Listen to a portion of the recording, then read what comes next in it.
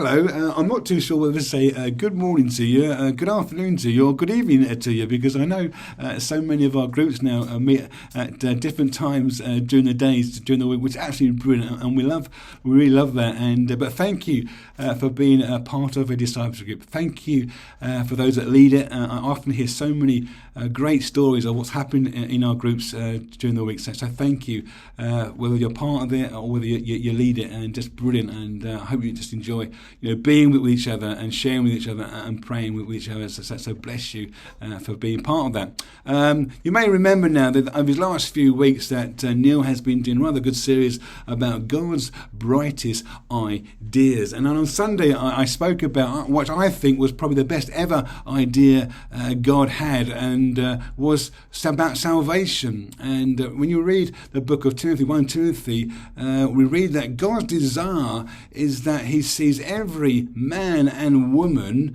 saved and know the truth in Jesus Christ, that they are saved from their past and receive forgiveness. And so God planned yours and my salvation. God had prepared yours and mine salvation. God had completed our salvation through his Son, Jesus Christ.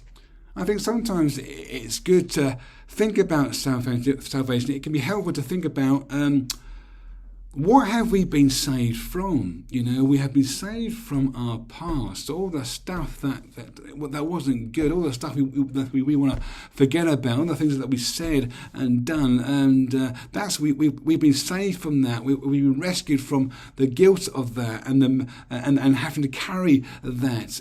What have we been saved to? We have been saved to a new life in Jesus Christ, and to follow his ways and to trust him with all our heart. And who have we been saved by? Of course, the only one that could do that was Jesus Christ.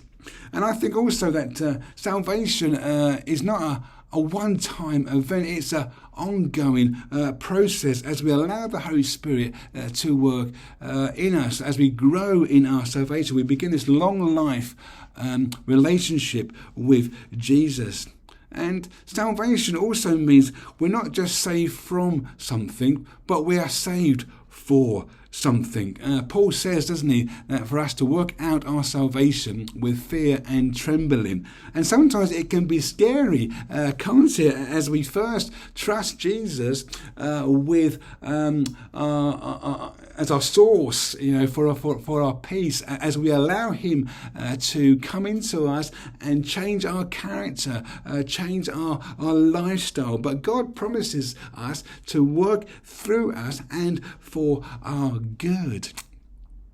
Maybe some of you as well, perhaps in these last few months and years, particularly over the horrible time of the pandemic, have perhaps just lost the joy of your salvation. And David would read in Psalm 51 that he had lost the joy of his salvation. And we all know what David did, but God did restore his salvation, and God can restore the joy of your salvation.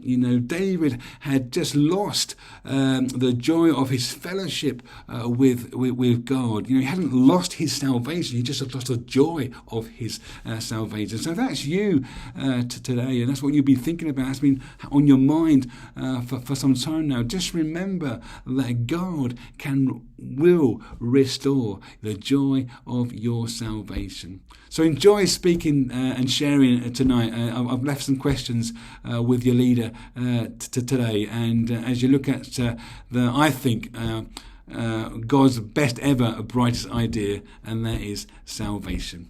Bless you. Have a good time, and we'll see you soon. Bye bye now.